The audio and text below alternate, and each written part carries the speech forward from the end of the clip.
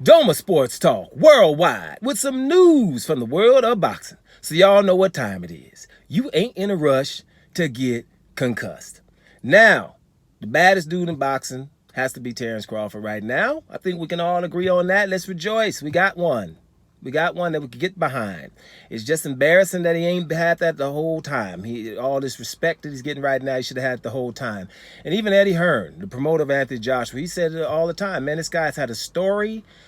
He should have been told a long damn time ago. Everybody know he's awesome. Only thing Eddie Hearn gets wrong is Eddie Hearn says he was promoted wrong, right? And that's not necessarily, well, although, wait, let me back up now. When at Top Rank, they didn't give him Manny Pacquiao. So that's wrong, because he should have got Manny Pacquiao.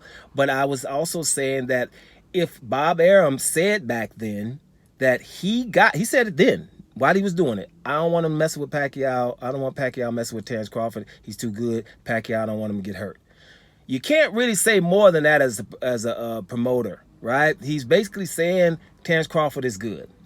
Eddie Hearn is just saying his story is awesome, right? Because of what he did, you know, and the fact that his mother was paying people $10, paying other kids $10 to try to beat him up when he was a young kid and all that. That's a great story. Similar to Deontay Wilder's story. It's really awesome stories that we have. It's awesome stories that we have. But we just ignore our heroes in America.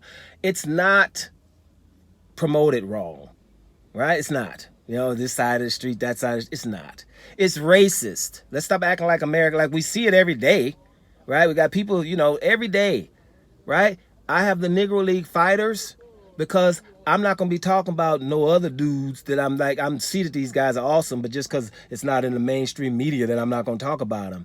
Fact, if Terence Crawford was not a black American, he would be a hero. Because if he was black and from England, England would be all on him.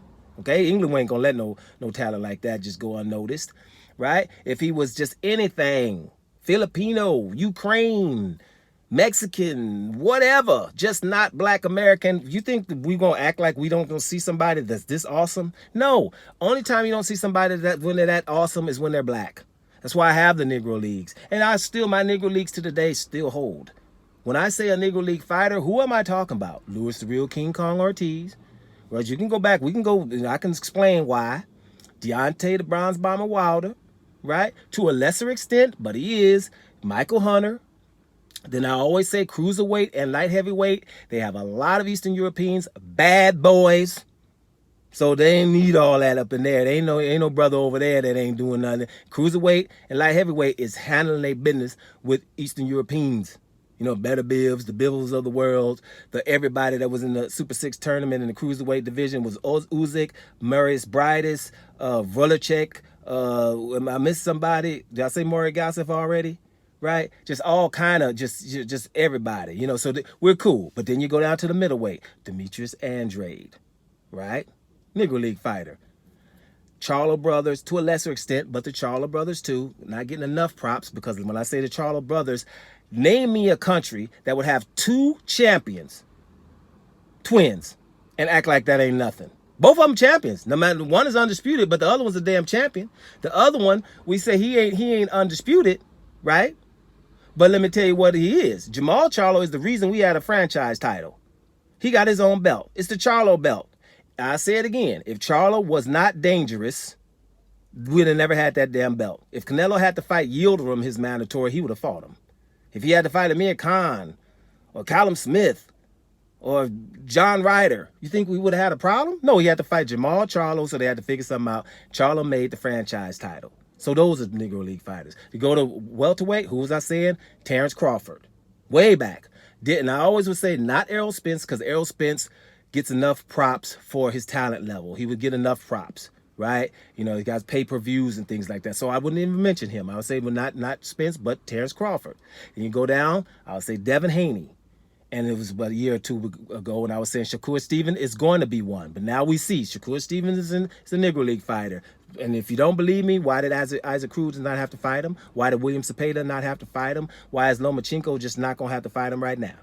Right? So you got that element, right? Then you go down, and my boy, Guillermo Rigondeaux. Negro Leagues. Badass dudes that we know is bad and they ain't famous. That's why Terence Crawford ain't that damn famous. So let me get to my point. You see a couple of videos now, which I ain't even looking at. I just see the title, but I don't even know. You know, just titles are asking, is Terence Crawford of avoiding, ducking Jaron Boots Ennis? Jaron Boots Ennis is a bad dude, but he could have fought Terence Crawford earlier. Let's not forget that.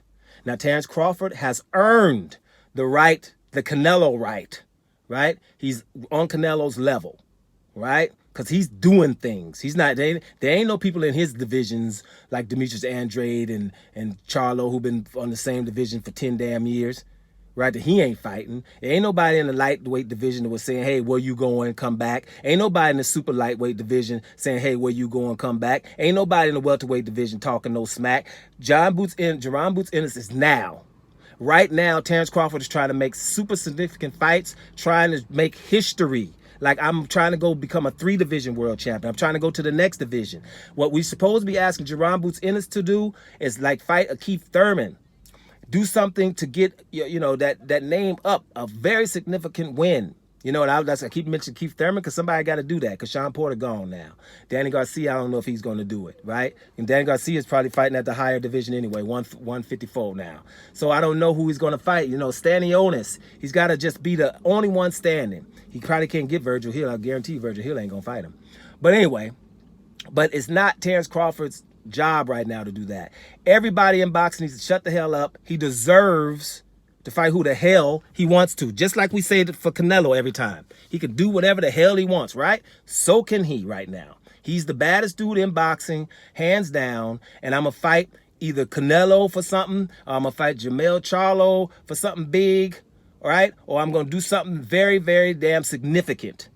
Jaron Boots Ennis is for another day. We'll get back to Jaron Boots Ennis after Jaron Boots Ennis does something a little bit more significant to where when he does fight Jaron Boots Ennis, that he would get credit for it, and a whole lot of credit for it. He's wasted 5 years trying to get Manny Pacquiao and trying to get Errol Spence.